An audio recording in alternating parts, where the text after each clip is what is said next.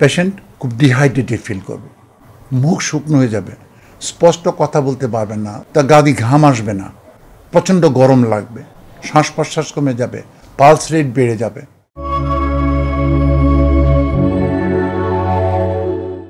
Heat stroke একটা অসুখ, এটা মারাত্মক একটা রোগ। এটা হাই টেম্পারেচার এটা হয়।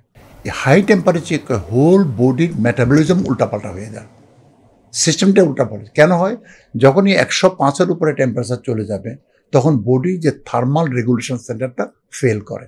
হিট স্ট্রোকের প্রথম লক্ষণটা হলো যে পেশেন্ট খুব ডিহাইড্রেটেড ফিল করবে, মুখ শুকনো হয়ে যাবে, স্পষ্ট কথা বলতে পারবে না, মানে স্লারিং স্পিচ হবে, তার গা দিয়ে ঘাম আসবে না, প্রচণ্ড গরম লাগবে, শ্বাস প্রশ্বাস কমে যাবে, পালস রেট বেড়ে যাবে, তার ডেলিরিয়াম হবে, সে কথা স্পষ্ট বলতে পারবে না।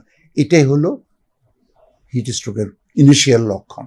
তারপরে পেশেন্ট অজ্ঞান হতে পারে, প্রথমে ইউরিন কমে যাবে, ইউরিনের কালার হাই কালার্ড হবে অথবা হলুদ রঙের হয়ে যাবে। ইভেন পেশেন্টের মানে অনেক সময় রক্তও যেতে পারে প্রস্রাবের মধ্যে। সো এটা বিভিন্নভাবে এই রোগটা আসতে পারে। প্রিভেনশন ইজ বেটার দেন কিউর, এটা সবাইকে সচেতন থাকতে হবে। যেহেতু এখন টেম্পারেচার খুব হাই, বাইরে খুব হিউমিড ওয়েদার, সবাইকে সাবধান থাকতে হবে। প্রথম, প্রয়োজন না হলে রোদে বেশি না যাওয়া, যদি যেতে হয় তাহলে সকাল অথবা বিকেলে যাওয়াটা বেটার।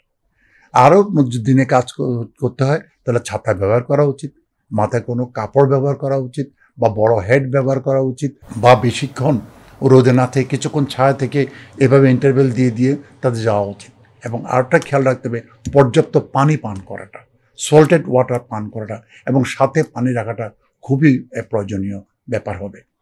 এগুলো যদি কেউ মেনে চলে তাহলে এই ধরনের সিচুয়েশন অ্যাভয়েড করা যেতে পারে।